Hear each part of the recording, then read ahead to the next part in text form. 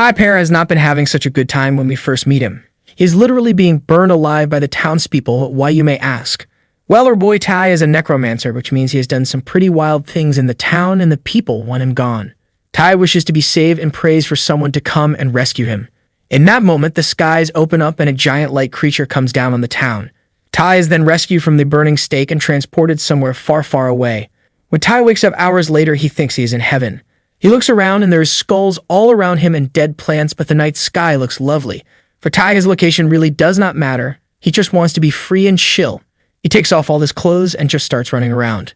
Suddenly, Tai stops in his tracks as he notices a really hot girl dressed in a maid's outfit. This girl tells Tai that he is not in heaven, but in a different location of this fantasy world. He is actually in a gaming world, and she is the system that built it. It has just taken this form to make it easier for him. The mysterious system tells Tai that he can become the god of death and work for the gaming company that is building this new world. He will have to create his own novice village and be chief with these new powers. Tai, of course, accepts cause he always wanted those types of powers. While Tai is a good necromancer and now he is the god of death, he is always horny. He jumps on the system girl and tries to create babies with his magic. She then turns into her light beast form and tells him to raise the dead around this forest, and those will be the villagers. Tai starts off by creating one hot girl, then the second, then the third, and soon enough he has created a small group of just hot girls. This is his ultimate fantasy and he is going to enjoy every second of it. It's been a few days and Tai has started to really build out the village. He has now tasked several hundred skeletons to chop trees, create cabins, and in general build out the village. He has to create a tavern, a shop, and many other stores in the village. He also would love to create a brothel for himself. While Tai is busy thinking about his hot girls, the system arrives and she has some questions. First, if she does not want him building a brothel, he can only build a hotel. Also, she wants to know what is his progress. Tai explains that in the past few days, he has created almost 6,000 new people for this village. The system is shocked by this as that's insane progress. Tai explains that he created some hot human girls, hot demon girls, angels, orcs, and various other beings. Of course, they are all hot girls. He also created several larger buildings and the village is doing great so far. The system is beyond impressive, but she wants to know what will the people in the village act like since they are undead. Tai explains that he copied and pasted their personalities from nearby villages and also gave them intelligence. Tai does tell the system that he is pretty tired since he only has 1% the power of a god of death. He has to recharge after a few days since he gets so tired. Tai also wants to introduce a couple of the girls to the system. All the girls are beyond hot, but they also all want to marry Tai. This man does not even need any raise, he just creates girls to love him from the start. The system gets angry at him and realizes that she has to be very careful since Tai seems to have insane powers. While he is a silly, horny guy, he is also a necromancer and his powers and skills are growing. Tai continues building the village, but soon the system returns with some requests. They have created NPCs, sure, but now it's time to create monsters around the village, quests, and missions for the players. This will be a gaming world, so in this novice village, many players will start their adventures. It is now up to Tai to create the perfect storyline, missions, and he has to be careful of levels. Since this is a starting area, all the players will be low-leveled, so he has to create creatures that are also weaker. The system does reveal that Tai is level 90, which is the level of the gods. Tai starts to feel really good about himself and he thinks that maybe he can now boss around the system. That is until he asks her what is her level. The system reveals that her level is over 99.99. Tai realizes that he is no match for her, no matter what he does. As he continues building the city, he realizes he needs more workers. He thinks about resurrecting some ogres to work on the village, but then changes his mind. He does not need hot ogres taking away his ladies. Tai then decides to travel to a nearby city. There we find a man defending his daughter from bandits. The daughter is young and crying. The bandits are ruthless, and they want to attack them and steal their food. In the most dire moment, Tai shows up, summons his skeletons, and deals with the bandits no problem. He then invites the poor man and his daughter to come work in his village. Tai has now gathered a lot of poor villagers, and they have all come to work on his new project. These villagers have no land and no money, so they will work for any amount that Tai gives them. Since Tai needed to come up with a lot of working men to build his village, he had to hire them. The problem is that they all have demands. Either the fields are too big or Tai's instructions are not clear. Tai now has to spend hours dealing with all those people.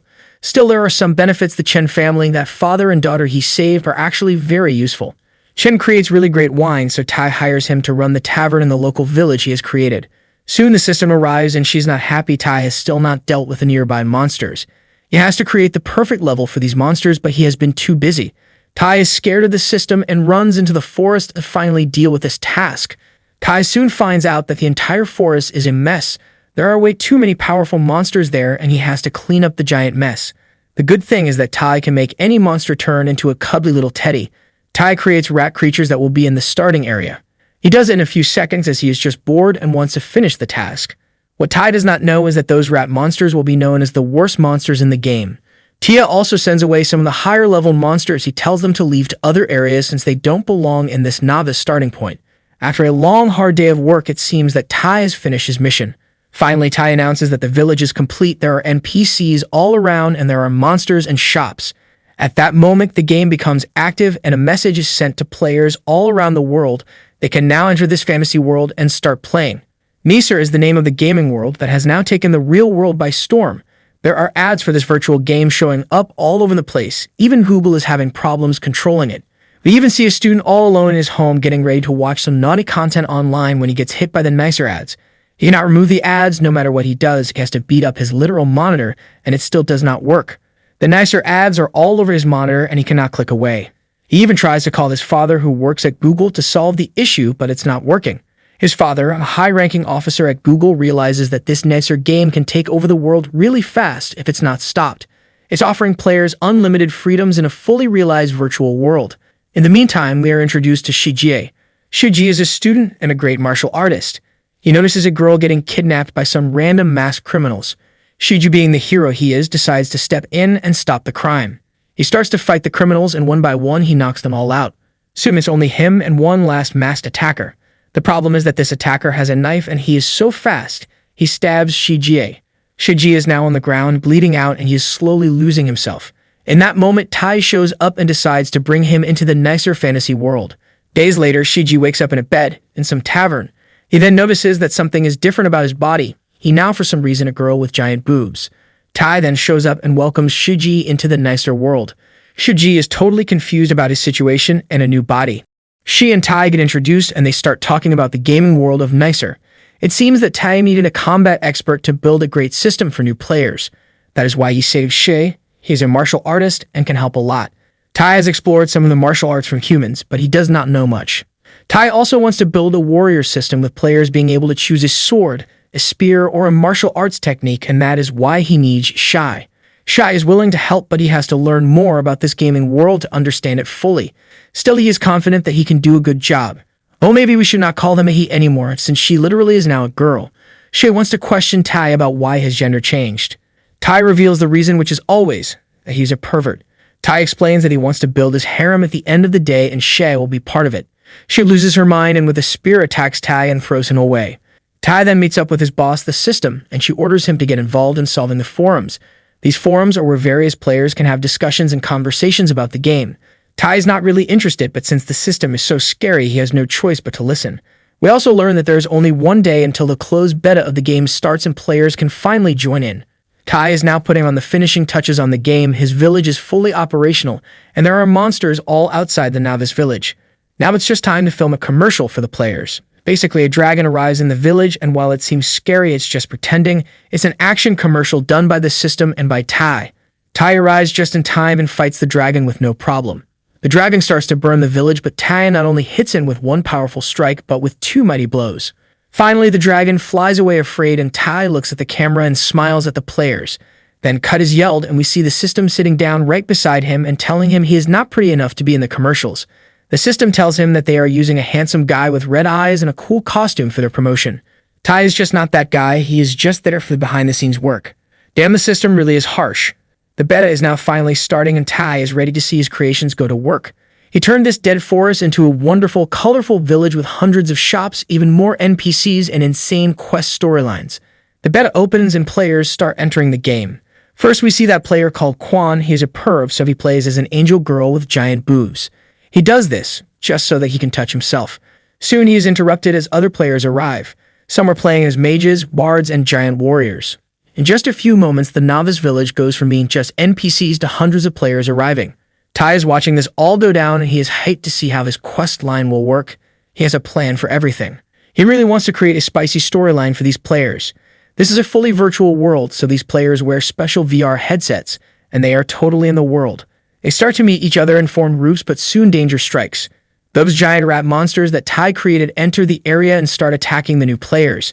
Tai watches with glee as the players struggle to defeat his monsters. Soon, Shiji appears to teach the players how to really use their fighting strength and their powers. This is all as Tai has designed. The players are able to chase off the giant rats, but now they have to save the little girl. Tai left her in the woods as part of the starting quest, so now the players have to rescue her as their first mission. The little girl is now in the tree and she cannot get down. She also has a secret book in her hands. This must be part of Tai's secret plan for this quest. The new players gather around the tree and plan on how to save the girl. One of the bigger players, called Vanguard, is pure muscle, but he just cannot climb that high. The other players are also confused while the girl cries more and more. Tai notices that some players are not even interested in the quest or saving that little girl. They are just talking about going to the hot springs to spy on girls.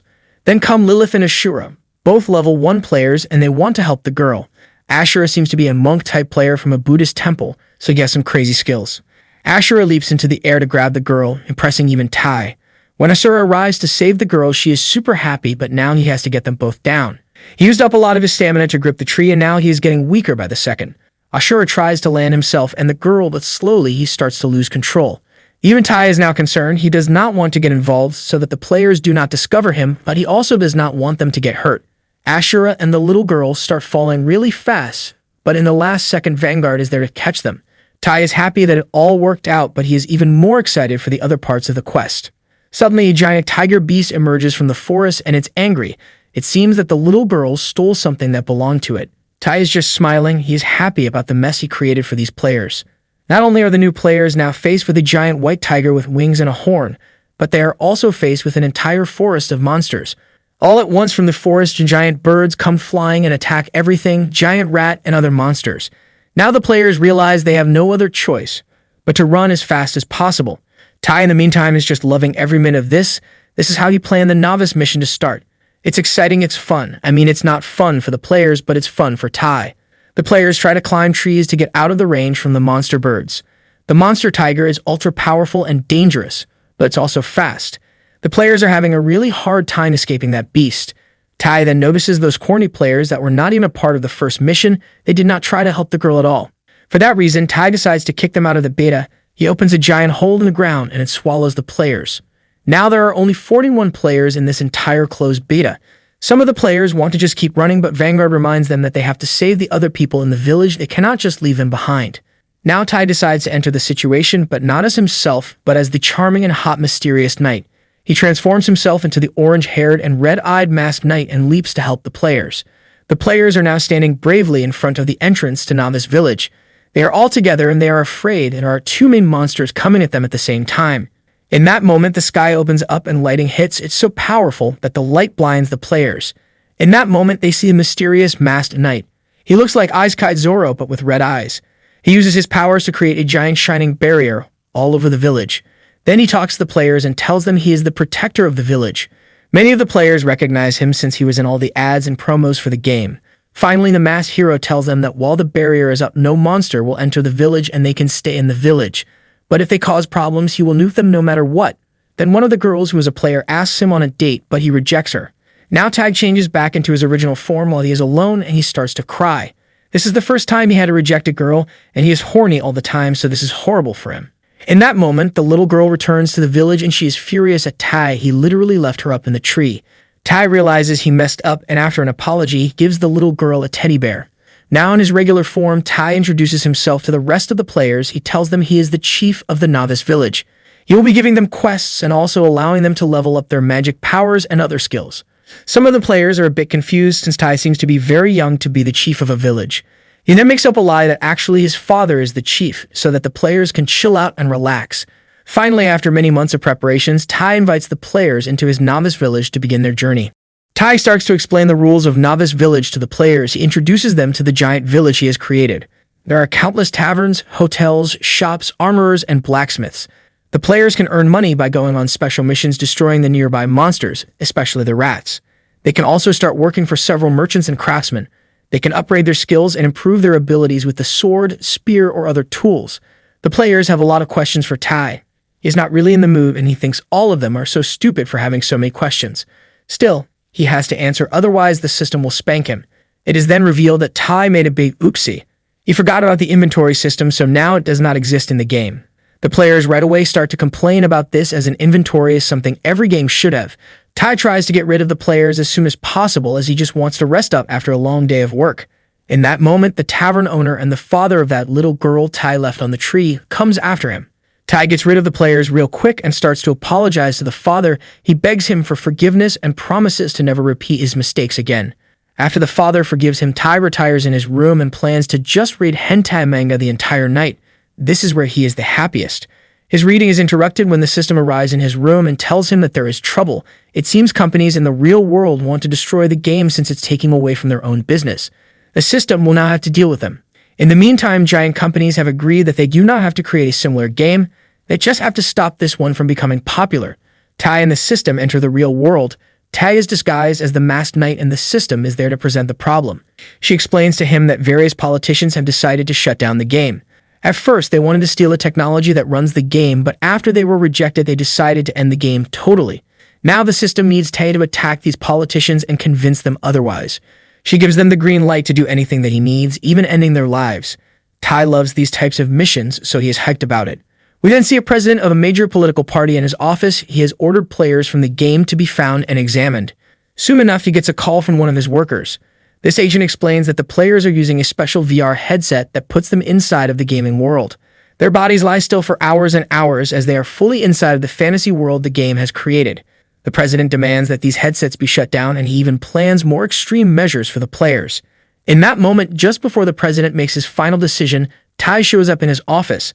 The president is frozen in fear since a masked man who looks like Zoro has just shown up in front of him. Tai tells him to leave the game and the players alone, otherwise he will suffer. The president does not take this warning seriously, and he plans to continue with his orders. In that moment, Tai makes a decision. While he is not a big fan of ending someone's life, he has other methods that are far worse. In an instant, he transports himself and the president to a location only known as the Black House. Seconds later, they are back, but the president now looks very different. His face is pale, his eyes look crazy, and he seems totally afraid. Now the president changes his mind and promises to listen to Tai and his orders. Later in the night, Tai returns back to his room and gets ready to read some magazines and chill. In that moment, the system arrives and she's impressed with his results. He managed to scare all the people that were coming after them. Now those people are listening to their every order. The system wants to know how Tai achieved this. Tai then explains that he took them to a place called the Black House.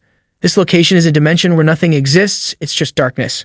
There is no time, no light, and the people there are frozen in time forever. Tai took the president there and he forced him to write hundreds and thousands of manga pages until he could finally leave. Basically, he tortured him for years while it just seemed like seconds in the outside world. All the players that were kicked out of the game are now able to return. Some of them were sleeping for quite some time, so they were really tired even in the game. Quan is the girl mage who is actually a guy in real life. Quan is worried about her stats and what the next move should be. She starts to explore the novice village when she runs into another player, Vanguard. Vanguard slept in his master's bed, so he is all rested up. He tells Quan to travel to a nearby tavern and rest there if she can. Quan finally arrives at a tavern that is run by a woman called Barbara. Barbara was created by Tai, so you know she is beyond hot. Also, Barbara is a bit scary. Quan tells her she does not have any money and Barbara gets pissed off. She then comes up with an idea. Quan can stay here, but she has to study the art of account keeping for the tavern. She's going to basically become an accountant. Quan accepts this as she's pretty good with numbers. The only problem is these books have very special codes and numbers, nothing that Quan can even understand. Then Barbara offers to teach her this skill. Quan accepts this offer and stays for a while in the tavern while she learns how to become a magical accountant basically. While Quan is doing that, Tai is taking a well-earned rest. He loves his manga, so he's just chilling in his cabin and reading. Suddenly, a player opens his door. This player is called Wei Jin.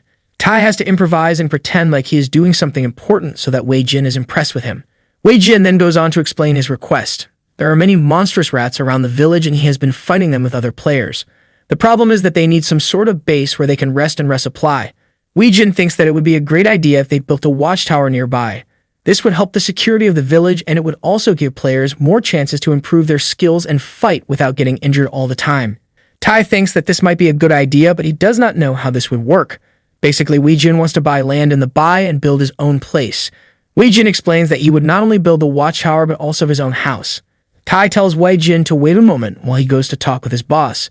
Tai teleports and goes to talk with the system. The system explains that in real life, Wei Jin is not rich, but he has connections to some of the politicians who wanted to shut down the game. It seems that they might be giving him money to build his influence. Since now the politicians work for the system, she wants to allow this. Still, she wants to put a pretty good price on this. The player has to earn a lot of money and give the money to the game if they want to buy land. Tai likes this deal, and he is hyped about the money. That is when the system explains that they will be sharing this one to 999. Basically, whatever money they get, Tai will not even get 1%, the rest will go to her. Tai starts to bleed from the nose, but the system is too scary, so he accepts her deal. Tai then teleports back to talk with Wei Jin. He tells him that he can buy any land he wants with real money, and after he buys it, he can build there whatever he needs, including his own house and watchtower. Wei Jin is over the moon happy, but he wants to know how much does this land cost. In that moment, Tai figures out a plan. Since he is not even getting 1%, at least it should be a larger amount so that he gets something. Tai then tells Wei Jin that he has to pay $5 million to buy the land. Wei Jin is frozen from the shock, and Tai has an evil smile on his face. Wei Jin cannot believe that price, but Tai remains firm. He tells him that if he wants that land, he has to pay that amount. Not only that, but Tai gives him instructions on where to pay on the game website. This is a bit suspicious to Wei Jin, and he starts to believe that maybe Tai is not an ordinary NPC, but a worker for the gaming company. Tai tells Wei that he just has some extra information, but that is it. He is able to convince Wei that he is nothing more than an ordinary NPC. Finally, Wei leaves, and Tai can once more talk with the system and find out what she thinks about it. Tai is super happy that he was able to sell someone just a piece of land for so much money, but when he talks with the system, he finds out something shocking. She tells Tai that Wei Jin not only bought one piece of land, but two. He spent $10 million in total for this land. Tai is now beyond shocked. Who would spend so much money on digital land? Oh boy, if Tai was in our reality and knew about NFT idiots who cry tears of joy. The system explains that it's very clear Wei Jin is working for the other companies, and it seems they won't have land in the game world. The system is not sure why they are so focused on getting land, but maybe they want to keep the world under surveillance so that they can learn more about it. Whatever their reasons are, the system is not worried about it at all. She just wants their money. In the meantime, we find Quan, still training her fantasy accounting skills and still working for Barbara. She's been doing this for quite some time and has collected some pretty useful skills. Still, she feels a bit worried. Other players have been outside chasing monsters and leveling up their combat skills. Meanwhile, Quan just knows how to run a tavern and deal with money. Finally, one day, her online friends arrive and they invite her to a special monster hunt. They also present to her a new bow and arrow, one of the more rare weapons they have found. While they think that Quan is a lot weaker from them, they still want her to join their squad. Quan really wants to go, but fears that Barbara will punish her. Suddenly, Barbara arrives and gives her permission to go, but only if she returns and does her chores and duties later. Quan is now super happy and she joins the party for some monster hunting lessons. The group goes hunting. They are mainly focused on the giant mutated rat monsters that roam all around the novice village. This is the first time Quan is hunting actual monsters, so she is very hyped. Soon they run into the land that Wei Jin bought. Quan is shocked that someone bought so much land, and she is even more shocked to learn that the land cost $5 million. This does raise some alarms in her head. Maybe someone wants to start a housing company in the game. Still, she cannot think about that right now since monsters have appeared on the horizon. One of her friends decides to test out the bow and arrow on the rats. The mutated rats are pretty weak monsters, and the bow weapon is ultra powerful. Very soon, the party takes out a bunch of the rat monsters with no issues. Quan decides that it's time she tests out the bow and arrow. She starts to just take down rat monsters. Finally, out on the field, leveling up while fighting monsters. A player called Lord decides to also try the bow and arrow as well as a new ability. This ability is called Eagle Eye, and basically it gives the player much better and more precise vision, which helps hit our targets from far away. While that is happening, we see that Tai is doing an unboxing stream for his viewers. He really is just a weed who wants to be a YouTuber. Tai is loving his time doing this when suddenly his boss, the system, arrives in his room. She tells him to shut down the stream as she has a new mission for him. Tai just cannot catch a break. Dude just wants some alone time. The system tells him that he has to create a new reward objective for the players. Basically, they will get money for doing certain activities and missions. Tai does not understand why the system wants to give the players money, and she does not reveal the reasons right away. Tai decides to get to work right away. In the meantime, we are introduced to Wang Ju. She is a student in the real world. We see Wang Ju being woken up by her friend because they have exams. Wang Ju is shocked since she has been playing the online game for so long, she forgot about her life on Earth. We also find out that her player tag is Lord, and she really is invested in the game that Tai has created. Wang Ju is now going to experience something much worse than scary monsters coming after you. She will now experience the feeling of coming to a test while not studying at all. We see Wang Ju entering her classroom and the teacher is giving everyone exams. While the other students are all getting ready, Wang Ju is just sitting totally confused. She has no idea what subject this is, which test it is, and even what she was supposed to study. Girl is totally lost. With no other choice, Wang Ju asks the teacher what the test is about. The teacher is rightfully pissed off. She cannot believe that this college student is so confident to come to a test without even knowing what it's about. The teacher finally reveals that this is a communications test, one of the hardest in this semester.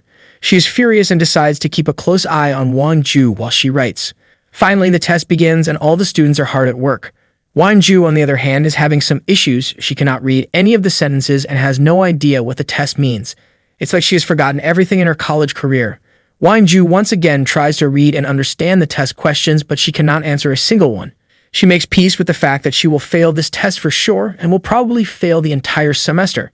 In that moment, she notices something strange. She notices the student in the seat in front of her. For some reason, Wang Ju can see that student's entire paper and all the answers. Wang Ju realizes that while she is not in the game anymore, she still has the eagle eye ability. She is now super happy and starts to write the same answers as the other students. The teacher now thinks that Wang Ju is cheating, so she goes to see if she has some sort of secret paper or mobile phone. When the teacher realizes that Wang Ju has no other helping devices, she starts to think that she might be a genius. Soon, many other players from the game start to experience similar symptoms. They leave the game but still have some powers from the gaming world. The rival companies that want to ruin the game are now shocked. They cannot believe that this gaming world is actually giving players abilities, basically improving their brain activity. Wang Ju enters the game world as soon as she is done with the exam. She could barely wait to be reunited with her other friends. She now becomes the player lord and meets up with the others. Now they are all tasked to build that watchtower that was bought for $10 million. Tai is also arriving. He is coming up with new mission ideas for the players. The preparations for the watchtower are now underway and many players have gathered to help out. Wei Jin, the man behind the watchtower, needs everyone to help him out. He has spent $10 million on this land, so he wants it to work out. Wei Jin has told the other players that this place will be perfect for them to rest while in enemy territory. It is perfect for building experience points and not having to go back to the village every time you get injured. Wei Jin is pretty scared since they have to leave the protected area of the novice village, so he wants as many players with him. They slowly leave the protective barrier and enter enemy areas. Wei Jin tells them all that dangers are everywhere and they could get attacked at any moment. The other players are also careful since they do not want to get destroyed in battle. Wei Jin also is certain that this area is filled with high-leveled enemies like flying tigers and other types of monsters. They slowly start to build, but all of them are being very careful in this area as they do not know where the danger can come from. After some time, the watchtower started to get built. At that moment, Tai arrives with some good news. He tells the players that they have to have a special meeting about the village. It's a secret meeting, and they all have to come and attend. The players are very curious, and they think that it might be something bad, especially when Tai mentions he will reveal the true nature of the village. Wei Jin also starts to get really scared, and he asks Tai about the watchtower and the dangers of nearby monsters. Tai tells him that he has no idea why he is worried. There are literally no dangerous monsters in this area. Basically, Wei Jin was being paranoid for no reason. All the other players get mad at him for creating such a tense situation for no reason while having them all help and waste their time. Tai now gathers all the players and tells them a secret about the village. They are all very interested, but Tai is not really good at telling stories, so it kind of starts out very lame. Tai explains that once upon a time people lived in this village and they lived very ordinary and boring lives. So far so good. Then Tai tells the players that the villagers died of old age. The players think that this is the end of the story, so they start to make fun of Tai for creating such a boring narrative. Tai then continues, and finally it gets interesting. When the villagers died, they were buried at the cemetery, but they did not stay dead for long. One day, the villagers turned into undead ghouls, and they started to attack the new villagers. These ghouls are real monsters that haunt the village to this day. They are located at the village cemetery. Tai then comes to the most interesting part for the players. These ghouls protect a giant treasure, and if the players can defeat them, they will get that treasure. Tai has trust in the players, and he sends them on this mission. Of course, Tai created this mission, and this time he wants the players to fail. He is now just having fun with them. The players are all hyped about this new mission. Finally, they have a task where they can get some crazy loot. They go to the cemetery, and it's beyond creepy. The forest in this area is totally dead, and there is no wildlife. There are only graves and temples.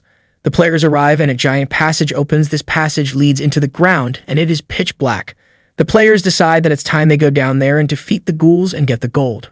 One of the brave players decides to venture down there alone. He goes inside and they lose track of him totally. It's just pure darkness, nobody can see anything. Suddenly they get a notification that a beta player has been destroyed. That player never came out of the cave and it seems the ghouls ate him. Now another player decides to go in. He is more seasoned with better gear and more experience. He is confident that he can pass this challenge with no issues. He, just like the player before, goes into the hole. Suddenly, the other players hear fighting and screams.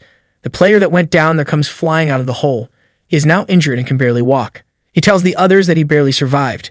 The players are interested if he fought the boss and if he is that strong. The player then reveals that he did not reach any boss, he was attacked by the weakest ghouls. Now everyone is freaking out. How is it possible that ordinary ghouls are this strong? This mission should not be this difficult. They are in a novice village, and there is no way these monsters are that strong.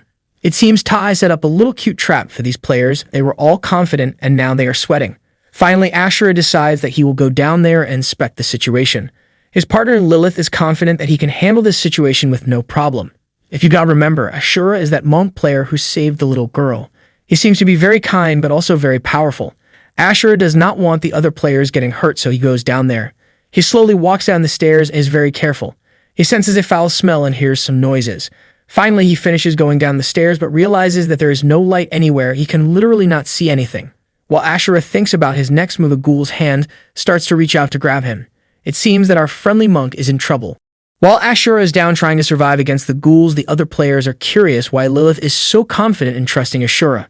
Lilith explains that she has faith in Ashura, and this is the perfect mission for him.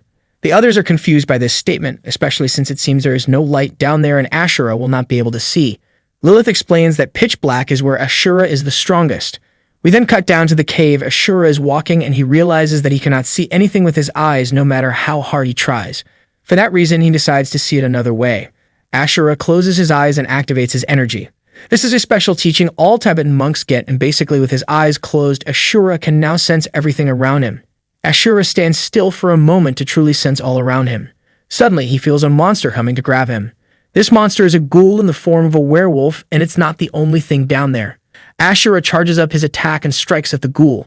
He is also able to dodge numerous attacks even if it's dark.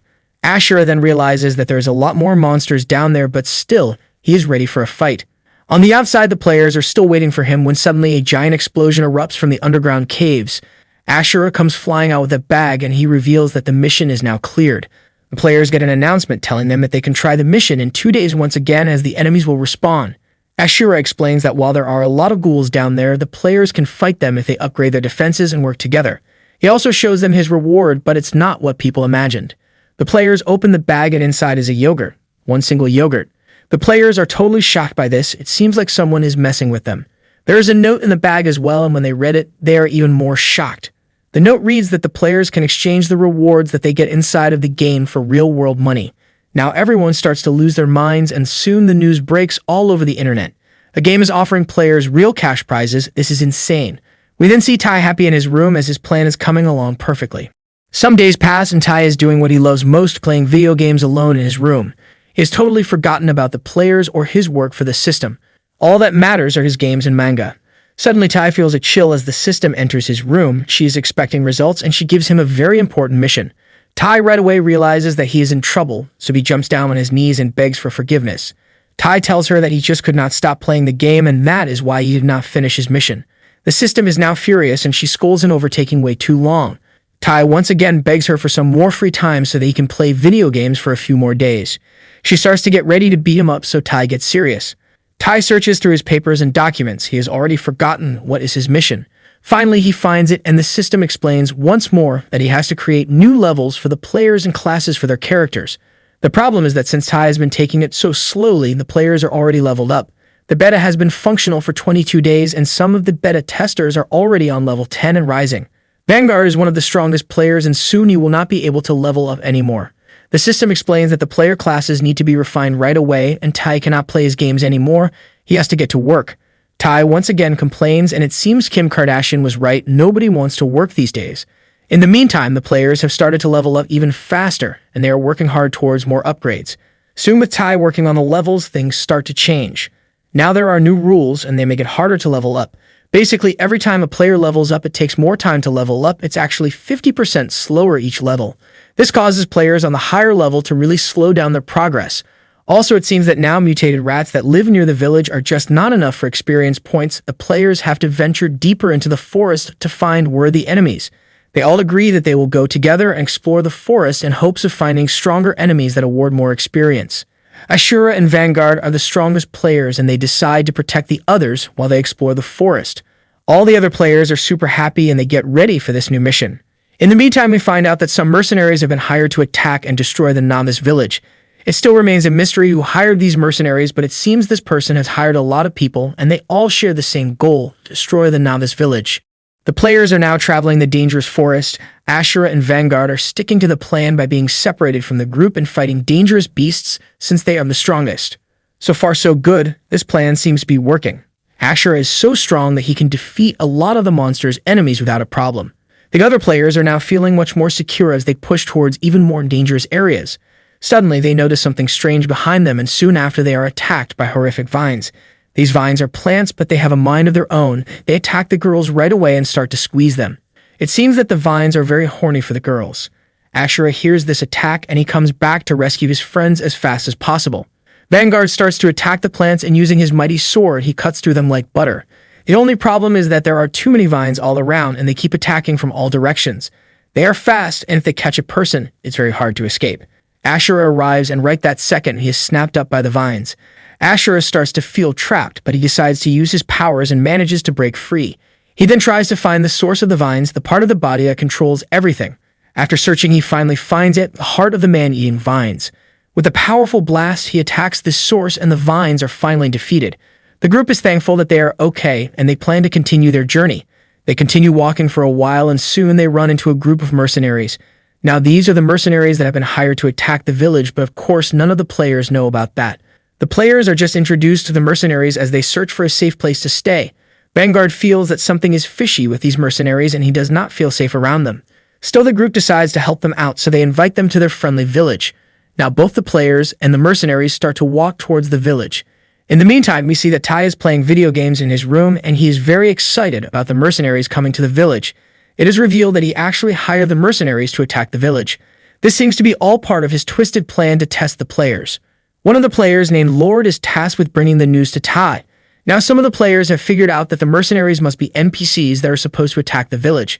Lord starts to knock at Tai's cabin, and he has to hurry up and hide his games. It seems that he is playing an intense online game where he has his party and everything. Tai really is just a gamer at heart. Tai then hides all that, takes a cup of tea and a book, and pretends like he is just a regular NPC. Lord comes into the cabin and asks him for further instructions. She explains that there are dangerous mercenaries and they are coming to the village. Tai then tells her that he cannot do anything as he is helpless and weak. He also tells her to talk with Shiji, the martial arts expert in the novice village, and that she will handle it from here. Tai literally says that he has no choice but to hide in his cabin. Lord is confused by this but decides to leave. The moment she closes the door, she hears strange noises. Tai went right back to playing his video game. Lord starts to get worried, so she enters the cabin once more. Tai, in mere seconds, hides his games and once again pretends to be just sitting and reading a book. Lord is confused as she is certain she heard some strange noises, but she decides to leave.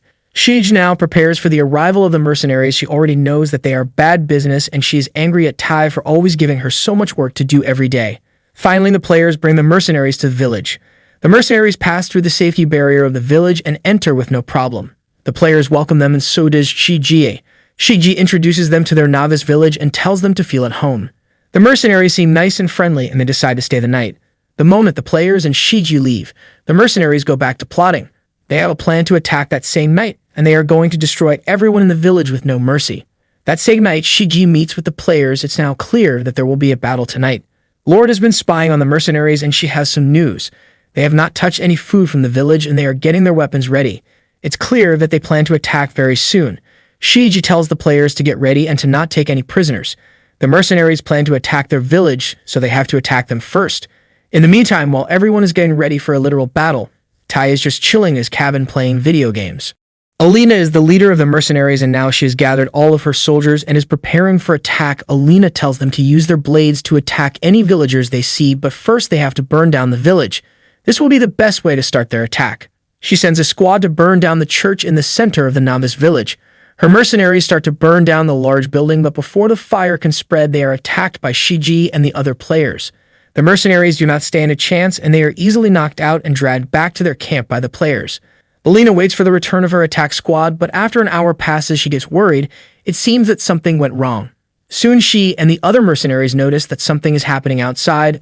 There is a fire outside of their camp. When Alina leaves her tent, she is confronted by Shiji, the players, and her injured squad. She is terrified for a moment, but decides to pretend to be totally oblivious. She asks the villagers why have they attacked her people. The players tell her that they know about her plan and that her mercenaries have tried to burn down the village. Alina once again plays dumb and tells them she has no idea that her people would do that. She tells everyone that they are just travelers who are collecting herbs in the nearby area. One of the players decides to call her out on this. He has noticed that her hands have a certain shape, and it's because she uses a sword. Also, her armor does not look like something an ordinary traveler would wear. Shiji also confronts her and tells her that they know all about her plan to attack and destroy the village. Vanguard then joins in and tells Alina that they brought her and her mercenaries to the novice village so that it would be easier to defeat them all at one place. Alina now realizes that she has no way out of this situation. Suddenly, Tai arrives and he is totally in his clown mode. He stands right in front of Alina and pretends to be totally confused. He is then captured by her and is taken as a hostage. Shiji realizes that this is all part of his plan. Alina takes Tai as a hostage and he is loving every minute of it. You may be wondering, why is he loving it so much? Well, Alina has pretty big boobs, so Tai's head is now squished right on them because she is holding him tight. Tai does not want her to let go since he is having so much fun. Shiji already knows that Tai is a massive perv, so this reaction makes sense. Shiji now wants to punish Tai a bit, so she starts to tease Alina and tells her that she would never hurt the chief of the village. This forces Alina to start hitting Tai over and over again. The other players are worried about him and want to jump in, but Shiji stops them. Shiji once again makes fun of Alina, who finally decides it's time to escape. Tai also tells the others to not follow them as Alina is too scary. Of course, this is all them pretending, but Alina takes him away. Now all the other players want to chase after them, but Shiji tells them to go back to their homes and get some rest. The night is over and the battle is finished. There is no need to be worried about Tai. In the meantime, Tai and Alina are now in the middle of the forest. Suddenly, the monsters start to gather all around them, but they do not attack. These are all monsters that Tai created, so they are basically his pets. He is in no danger at all. Alina, on the other hand, well, she had no idea what she got herself into. She finally lets go of Tai as she realizes that all the monsters are looking at her. Tai starts to pet a giant wolf, and he makes light of the entire situation. He does not take any of this seriously. Alina wants to know who he is and what is going on. Tai finally reveals that he was the one who hired her, and she walked right into his trap. He does not like that she leads a band of mercenaries that just destroys innocent villages. He then offers Alina a choice. Either she can be punished or she can join his harem, her and her entire mercenary squad. Alina does not really have a difficult decision, as she would rather die than join this dude's harem. Tai gets offended by this and starts to activate his powers of necromancy. Tai tells her that now her and her friends' bodies belong to him. The following morning, there is a notice for an announcement in the village. All the players gather around and they are confused about what is happening. Some of them think that the chief died last night and now it's time to select a new village chief. Finally, they all gather at the village square and Tai arrives. He does not talk about the mercenaries from last night, but about the mountains. It seems that the mountains separate this novice village from other cities and lands. Tai wants the players to gather and go venturing into the mountains. They will create maps and explore this totally new area. Also, they will find out what types of people and creatures live beyond the mountains. This is their new giant mission. All the players are super hyped about this new quest, but they still have questions about the mercenaries from last night. Tai then introduces the mercenaries to the village, and now it's clear he is a world-class pervert. All the mercenaries are now wearing very small outfits, so that their bodies are exposed and they have been brainwashed. Tai pretends like he did nothing, and they just hit their head, all at once. Sure, buddy, we believe you. After that meeting, the players go talk with Shiji, and they want to become a special warrior class since they will be fighting in the mountains. Shiji tells them that they have to gather more experience points, but if they want a special class, they can just make out with Tai for 15 minutes. This class is called the Chief's Wife, and anyone with a pulse can do it. Of course, all the players reject this and go train. In the meantime, the system shows up and talks with Tai. Their combo starts out great as she slaps him for no reason. Then she explains that they have to let in more players into the world of Nicer. This is where the system reveals her master plan. It seems that there are beings called the Old Gods in Macer, and they control the world. They create giant wars and cause chaos. The system wants to use real-life players to defeat these gods, bring peace to Nicer, and take it over herself. This is where Tai comes in. Tai and the system venture into the mountains. She wants him to also explore the mountains as he works for her and Nicer. He has to explore every inch of the map to prepare detailed instructions for the players and make sure which areas are safe or not safe. While exploring the deep caverns of the mountains, Tai gets scared and jumps on the system. She does not tolerate him being such a coward. She tells him to get off and then tells him more about the kingdoms beyond the mountain. She tells him about the Connor Kingdom, where all the people are hungry and barely alive. She also explains that the old gods of this world love when people are at war and suffering. In the meantime, Lilith, Vanguard, Quan, and some other players enter a city called Glamorgan. This city is totally covered in snow.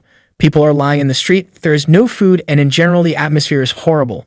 The players cannot believe that there are such horrible places in the game world.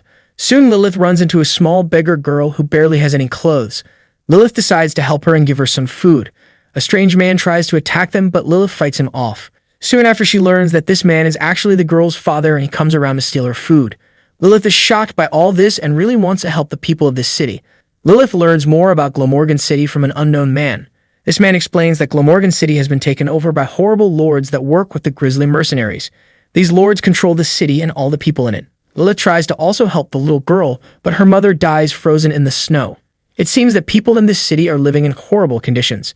Soon it's revealed that the mysterious man who gave all this information is actually called Reed Clyde, leader of a rebel group that fights against the lords of Glamorgan City.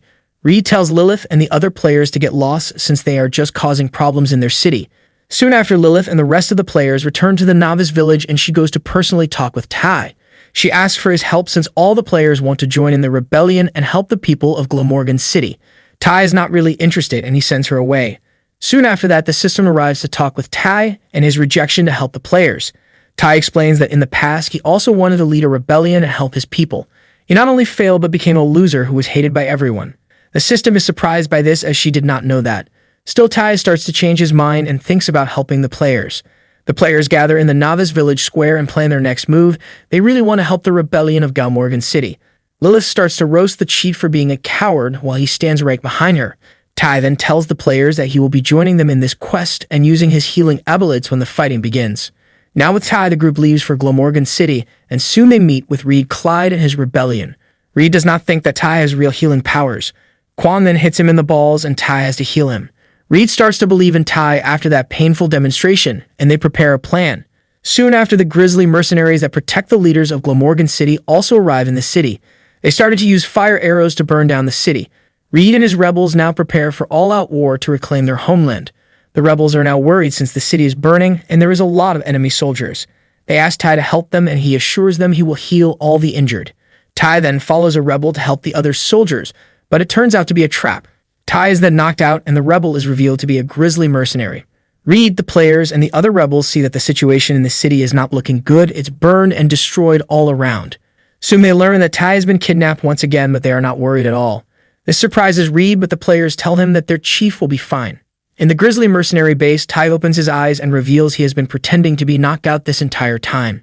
He then destroys the rope that held his hands together and starts to walk to the leader of the grisly mercenaries. She is hot, so Tai wants to seduce her no matter what. The other mercenaries try to attack him, but without even moving his hands, he uses his powers and throws them around with no problem. He then comes up to the leader and turns on his Riz. The mercenary leader is impressed with his power, and she wants him to join her group. Tai rejects that, but he offers her something better. Why don't they start dating? The leader almost vomits as she finds Tai disgusting. My man Tai has zero Riz at all times. Soon the leader learns that the rebels have attacked her base and they are coming to save Tai. Tai then makes fun of her as he is totally chill in this intense situation. The rebels break down the doors and save Tai even if he did not really need to be saved. The leader of the mercenaries surrenders and offers her help to the rebels. Tai also promises to heal the others now.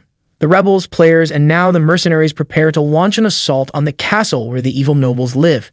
Lord uses explosive arrows to blow up the entrance gate and they all charge into battle. The castle guards try to defend it and they throw everything they have at Tai, the players, and the rebels. Vanguard even gets shot with an arrow in his chest. The problem is that Tai can heal all wounds, so he saves Vanguard and all the injured people. Very soon after that, the castle gets invaded.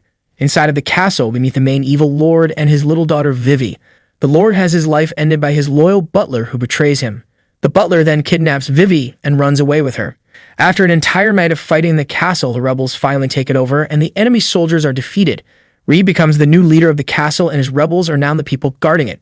The players are tired, so they return to the novice village and log out for the day. Tai is also happy that his quest worked and he can finally return and play some more video games and relax. That is when we are introduced to another evil lord and his daughter. His daughter is a very powerful fire mage who is now tasked with reclaiming that castle, saving Vivi, and defeating the rebels. Tapioca Thursday is the powerful fire mage who now has one sole mission: destroy the rebellion and overtake the castle once more. We see her traveling with another mage and her helper. They are searching for the little girl Vivi who has been kidnapped by the butler. The butler plans to sell Vivi since she is the daughter of a dead lord. Tapioca tracks them down and decides to attack. With no problems, she is able to defeat and destroy the butler. She then helps Vivi and brings her to safety. Now her next step is going to the castle and taking it over once more. Tapioca travels to the castle, and there she is met by rebels who prepare their arrows. The rebels are certain that they can fight off one woman, but they do not know the scope of her powers. Tapioca Thursday gets out of the wagon and using her fire magic defeats the rebels and deflects their arrows. Soon after that, she is faced by some of the strongest players, and they decide to stop her. Lilith jumps in combat and tries to take down Tapioca. This does not go over well as Tapioca activates her fire powers and burns Lilith. Lilith is now near death, and they have to take her to Novice Village to be healed since Tai is not here. Vanguard decides to fight Tapioca one-on-one while the other runs to safety. It's now clear Tapioca is way too strong for any of the players. Tapioca is also not alone in this fight. Her helper is a powerful hermit with insane combat skills. She is tasked with protecting Vivi, so when rebels attack, she takes them down with no problems. In the meantime, Vanguard sends away Lilith, who is very injured, and Quan. They have to go back to the Novice Village and get some help. Vanguard is then faced with Tapioca, but he has a secret plan. He pretends to surrender while other players and rebels prepare a sneak attack. Vanguard tells Tapioca that the lord of this castle did not treat his people with respect and did not give them any food. This rebellion was needed, and they just fought to give people some help. Tapioca understands this, and she has compassion for the rebels. In that moment, Vanguard launches his secret attack, and several rebels jump on Tapioca at the same time. This plan does not work since she has insane powers and she burns them all. She then starts to burn the players as well, but they are not afraid of her. Tapioca wants to know how are they so brave. The players reveal that they have a village chief that can bring back the dead. He is the ultimate priest. Tapioca becomes very interested in this priest and wishes to visit Novice Village to meet him. While that is happening, Tai is just playing his waifu game and loving life. Then Quan enters his cabin and tells him that Lilith has been injured. These people really never give our boy any peace. Tai goes out and heals Lilith, and when he tries to get back to his gaming, Tapioca arrives at the village. Right away, Tai is interested. Tapioca is beyond hot, so he loves this. Tapioca wants to meet Tai and talk with him since his power seems very interesting. Tai, of course, tries to flirt with her, but as always, he fails. Tapioca decides to test his powers, so she starts to burn down his cabin. Tai, now left with no other choice, challenges Tapioca to a fight. If she lands one single hit, she will be his guest of honor. Tapioca loves this challenge, so she powers up her fire magic and gets ready for a fight. She also thinks this will be a fun fight since Tai seems like just an ordinary dude who is kinda a clown. Tapioca begins with a blaze attack. She creates a fire circle and directs it at Tai. The other players are watching their fight and are very excited. Tai is just chilling. He's not worried at all. Soon after, the fire blast hits him and a giant explosion erupts. Tapioca is certain that she won the fight, but it turns out that Tai dodged the blast with no problem. He is so fast that Tapioca does not even see him move. She now starts to get angry and decides to use an even stronger attack. She summons another fire spell, but this one is combined with an attack that starts to shake the ground. This attack creates a giant hole in the ground, and it seems that Tai has fallen into the hole. Even the players are worried about their chief. Turns out Tai is just floating in the air, once again dodging the attacks with no problem. He then repairs the ground and tells Tapioca to not make a mess out of the village entrance. Tai now decides to attack Tapioca, and he shows off his insane speed. One moment he is there, the next he is totally gone. Tapioca then fears that her weapon has been taken, but soon realizes that Tai took something much more important, her panties. Tapioca is now embarrassed beyond belief, and Tai just laughing at her.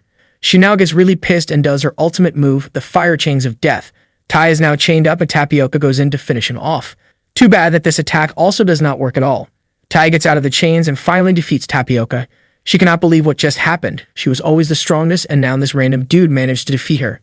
Tapioca gets on her knees and admits defeat. She also tells Tai that he can now do whatever he wants from her.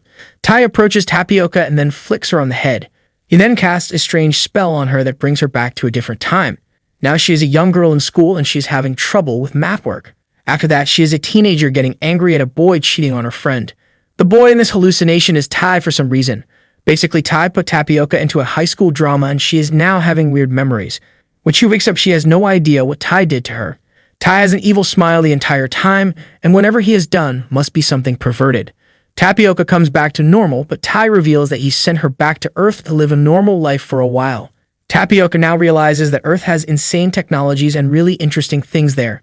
Tai tells her that all these players are from Earth, which makes her even more interested. Finally, Tapioca decides that she wants to help Tai and work for his village. Tai decides that she should sign a contract and work for him. Tai is a bit angry that the players are nearby. He would otherwise have Tapioca sign a contract to be his wife. Tapioca really wants to learn about Earth, so she is happy to work with Tai. She will now return to that castle and open a magic academy for all the players so that they can go there and train their mage skills. Tapioca and her friends leave the village and Tai is once again left with no girlfriend. In the meantime, Lilith finally recovers and she goes outside to talk with the other players. She is super excited to hear their stories but feels sad that she missed the end of the fight. Soon Tai arrives and decides to give the players a well-earned reward, 2 hot ladies dressed as maids. This seems more like a reward for him rather than the players. Tai reveals that he built a maid cafe in the village filled with the hottest ladies possible, and this is the reward for the players for working so hard. The players, of course, accuse him of being a perv and go. Tai does spot them later on having fun in the cafe. The maids there are super nice, and they make the best food and drinks. While Tai is a perv, he did make a nice cafe for the players to hang out and chill at. The girl players love the cafe and so do the boy players. The maids working in the cafe are so nice they bake Vanguard a birthday cake even if it's not his birthday at all. In the meantime, Tai returns to his cabin to chill, but soon he is confronted by his boss, the system. She wants to know what he has been doing for the past few days while she was gone. Tai tells her all about the adventures he had and about the maid cafe. His boss is of course angry since she thinks he just made a horny cafe for no reason. Tai then tells her that she should change her outfit if she does not like the maid outfit she has. As we know, the system is this uber-powerful being, but she wears a slutty maid outfit. Tai thinks she would look much more regal and powerful in a swimsuit. Since the system has no idea what a swimsuit is, she dresses in it. She now looks like an even sluttier girl. Tai loves it, but the system wants to learn more about her outfit. The moment she realizes that Tai tricked her into wearing something slutty, she starts to beat the shit out of him. Even the players hear him screaming while she punishes him. Some time passes and the players decided to explore the mountains even more. They want to fight cool new monsters and get rewards. When we see them, they have been exploring for quite some time and not finding anything new. Lord decides to climb on a tree and scout ahead to see if there are any new threats nearby. She climbs up and at first it all seems quiet. There's nothing nearby. Then suddenly a goblin grabs her by the leg and trows her down to the ground. It seems that our players are now being attacked by goblins. In the meantime, Tai is chilling in his room and he prepares to play some Zelda. He has been waiting for this for quite some time. Suddenly, he starts to get notifications. All the players have been down and they need healing. It's like alarms are going off all at the same time. Tai has no idea what's happening, and then his boss, the system, appears. She tells Tai that Shiji is dead. Tai now runs to see what's happened. We see Shiji fighting the goblins, and she is beyond injured. All the players are on the ground and they are critical. Most of them are on the brink of death. Shiji tries to defend them and make a final stand. The goblins create special bat attacks and slash Shiji countless times. Tai finally shows up and he is brutal to the goblins, taking them down one by one. Finally, after destroying all the goblins, Tai starts to heal all the players. It will take some time since they are all badly injured. Tai then goes on to try and save Shiji, but the system tells him that Shiji's soul has already left the body and there is no use. Tai is determined to save Shiji. The system tells him that they can just replace her with another combat master from Earth. Tai feels responsible for everyone in his novice village, so he will save Shiji. The system explains that he would have to go into the eternal realm of souls, a very dangerous area where the system cannot protect him. Tai is convinced that he can do it, and he goes into that realm. In the meantime, we find out that Lord has been captured by the Night Elves. The leader is a giant ogre woman who works with the goblins. She and the other Night Elves put a curse on Lord. This curse is her accepting the Night God into her soul. Lord has no choice but to accept this, as the Night Elves plan to destroy her if she rejects them. Now that she's cursed, the Night Elves want to use her and play with her. Lord is scared that these female Night Elves are also perverts like Tai. Lord now has a curse mark on her chest, and she has to work with the Night Elves. Some of them have big plans for her and want to test her powers. Lord is confused by this, but she has no choice but to follow their instructions. Lord is then taken to a training field and given a bow and arrow. She now has to fire her arrows at a nearby owl. This is a test to see if she is willing to do whatever she needs. Lord does it and gets a notification that she is now enemies with the Owl clan. In the meantime, we see Tai in the realm of the souls. He has entered this realm and right away he is faced with a lighting god. This god takes the form of another hot girl. Tai gets horny, but also he wants to save his friend. He explains that he will do whatever it takes to save Shiji, and no matter what he will not give up. The lighting god first attacked Tai several times, but he is able to endure the pain. After becoming impressed with Tai, the goddess decides to let him enter the realm with the lost souls. Tai enters this realm and soon enough finds a naked Shiji tied up to a giant statue. Tai wakes her up and decides to save her. Shiji is totally naked, so Tai covers her up and they fly away from the realm. Soon the god of lightning is faced by another god, the god of blood and souls. This god is just a pair of red eyes in the sky and lighting. This god is very angry, and he wants Tai to be punished. Tai is able to escape, and he brings Xiaoje's soul into her body. The system is very impressed with Tai and his determination to save his friends. The system does note that Tai will now be attacked by the other gods, and he and his friends are in danger. The system will protect him as much as she can, but she cannot fight other gods. Tai then demands that he begins a new training and get stronger. He wants to bring in more players into the gaming world, build new villages, and get them ready for a war with the evil gods. Tai meets up with the other players, and they continue exploring the mountains. Soon enough, Tai stops them and tells them that it's time they build another village here. Some of the players think that Tai just wants to get rid of them so that he does not waste his rations on them. Tai explains that it's nothing like that. Soon after, they get a notification for a new quest. They have to save Lord, who has been captured by the Night Elves. Also, the players are forced to do this quest and help Tai. Tai is very happy with this, and he wants them to level up fast. Soon after, the players all go visit a nearby village. They meet a little girl who introduces them to their village. This village gets attacked by the Night Elves all the time. They get destroyed very often. The villagers seem to not care. They are chill with their horrible situation. Moments after, Quan, Vanguard, and the other players need to meet the chief of the village. When he starts to come out of his cabin, he seems to be an older man, but soon it's revealed that while he is old, he is not weak at all. This old chief has giant muscles. He is literally built like a fridge or closet. The old chief invites the players inside and starts to tell them a story about the village. We then learn about the weird relationship this village has with the Night Elves. Basically, the villagers are not even considered real humans. They are blood bags. Also, the villagers have no problem with that.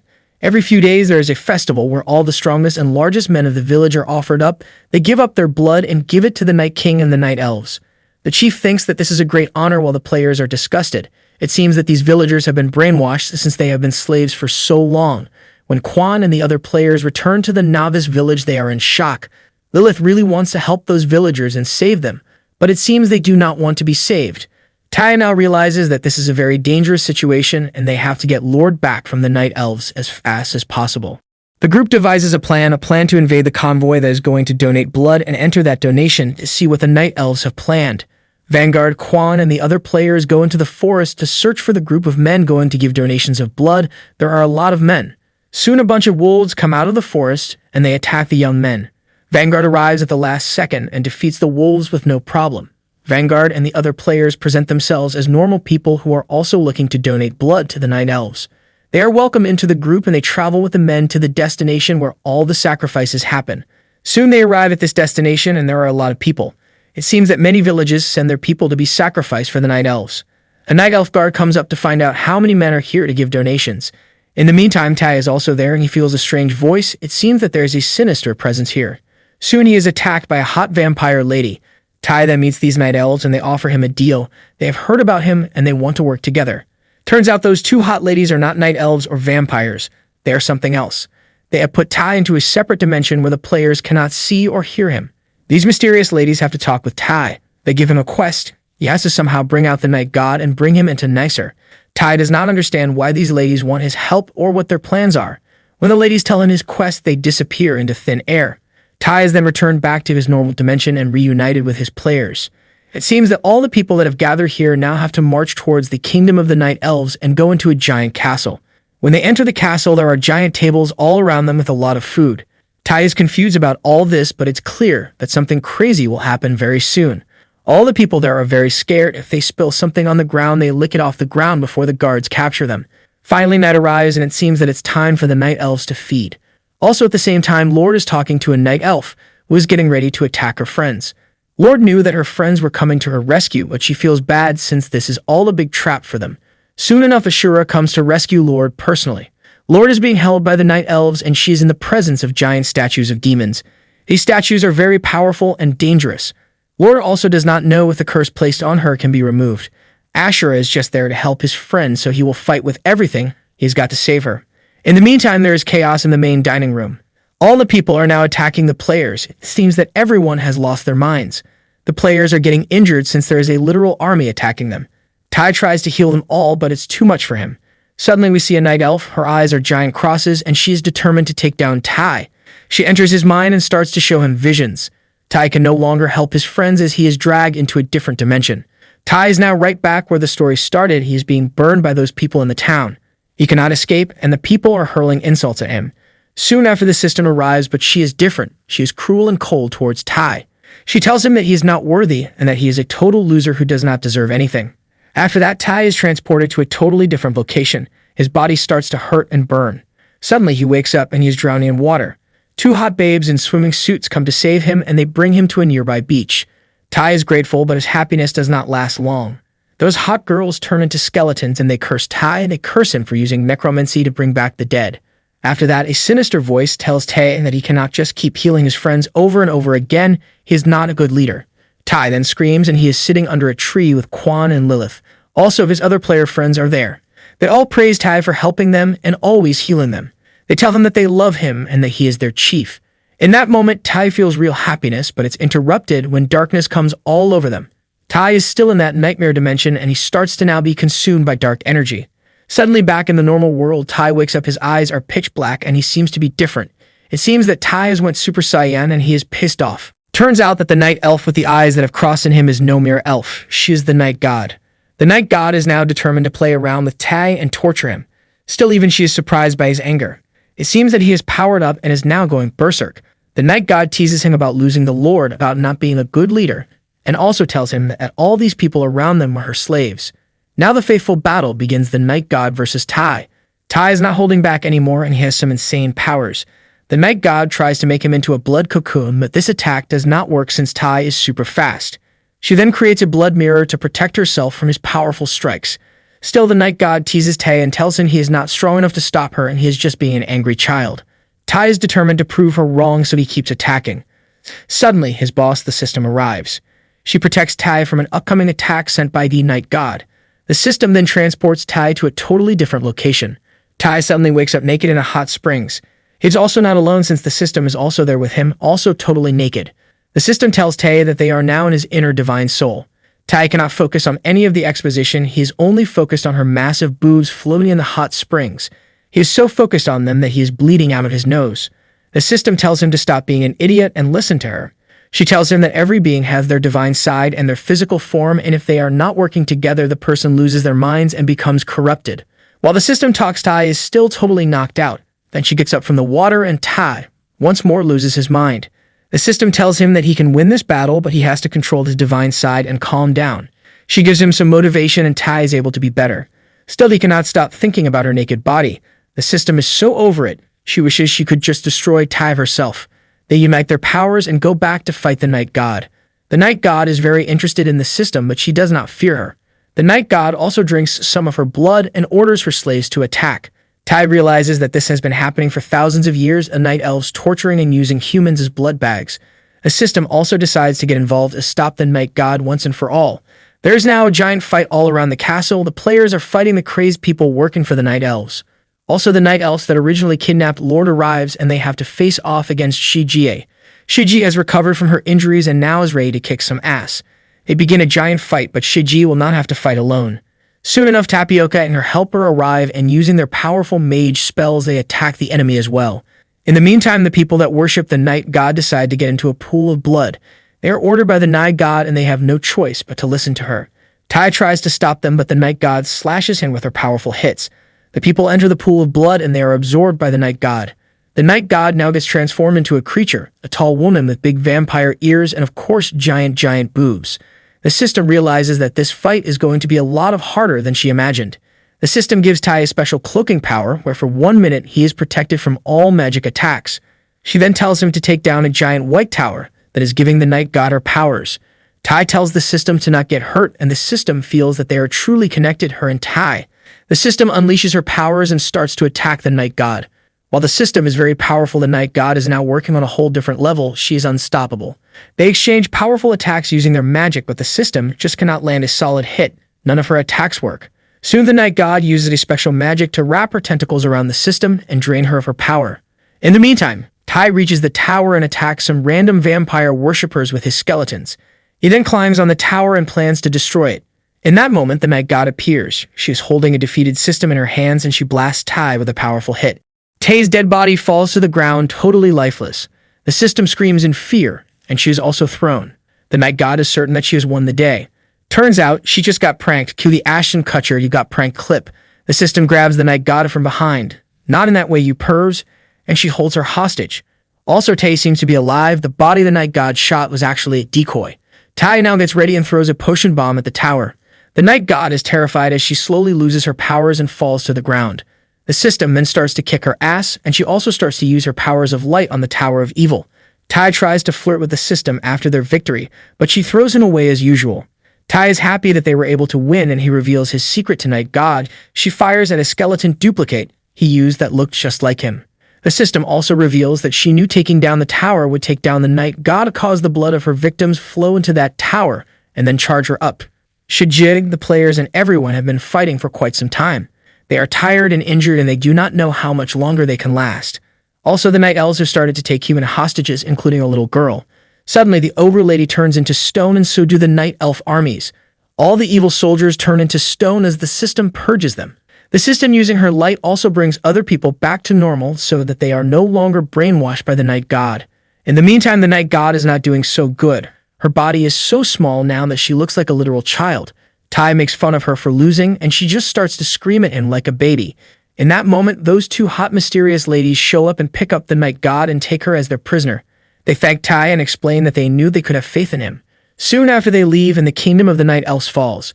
Tai still feels kinda sorry for the Night God. She's now a small and powerless child. Also, he finds out that the other mysterious women that gave him this quest are gods as well, and they work for an even bigger god.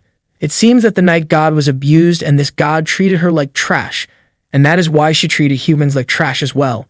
Tai then comes up with a convoluted story about why he should keep the Night God as his prisoner in his novice village. The gods decide to give her up since she is powerless and weak. They also give Tai a special stone that can give him insane powers to hear the source of the god's powers. The gods then leave and the system arrives. She of course takes away that legendary stone from Tai, as that is directly connected to the entire nicer system. That stone has very great powers and the system wants to use it. Tai brings the Night God to the novice village, and he plans to return to his daily duties. The other people in the village do not like the Night God since she's a spoiled brat and she yells a lot at everyone. Tai then decides to bring her to Barbara. This might be the best place for her. Barbara and the Night God do not get along at all. The Night God demands blood and she is very naughty. Barbara feels insulted and she has anger problems, so the Night God does not have a good time staying with Barbara. Barbara goes to Shiji and delivers Night God to live with her. Shiji loves this, and she decides to brutally train the Night God until she becomes a master at all the martial arts. The Night God truly hates being in this novice village. Shiji and the Night God train every day. The poor Night God feels tired and weak. Shiji is basically doing torture on her, but she has no choice. Barbara then arrives as she feels sorry for the Night God. She has decided to bring her some food to eat. The Night God loves the food and decides to leave with Barbara. While Barbara is angry all the time, it seems that her and Night God can become friends after all. Shiji is left alone and she feels sad for losing someone she can teach martial arts. Tai continues his daily duties in the village and he is loving it. Soon he gets an urgent message from Barbara. Something is wrong with the Night God. Meg has fallen, so Tai fears that maybe something happened. When he arrives, he finds that Night God is now back in her adult form. It seems that Barbara put some animal blood in the meal and that gave Night God some powers. The Night God is now certain she can take over the village, but Tai soon realizes that she is not strong at all. Night God tries to attack him, but he dodges her with no problem. Moments after that, she returns to her child form. Basically, while the blood gave her an adult form back, it did not give her powers. She is totally weak and will remain so. Tai goes to meet Tapioca for a new secret mission. She tells him more about the nearby kingdoms going to war and what has been happening over the mountains. She also tells him about the dangerous snow apes. These creatures form a giant army, and they are beyond powerful. Every kingdom or city they reach, they destroy and consume. Tapioca tells Tai that if he wants to protect his novice village and his players, he has to get ready for these dangerous creatures. In the meantime, we are introduced to a badass warrior lady. We see her getting her armor on and gearing up. This warrior lady has won many battles, and people literally join her army just to be close to her. Suddenly, the city she is protecting is under attack, and she goes to check what is happening. In the distance, she spots snow apes coming. They are marching through the forest and coming directly at her castle. Her people are now looking at her and preparing their shields and swords. They are ready for war. The warrior lady, on the other hand, well, she has different plans. She raises her sword in the sky, and with a victorious scream, she orders her knights to open up the gates and surrender. Turns out the warrior lady ain't a warrior after all.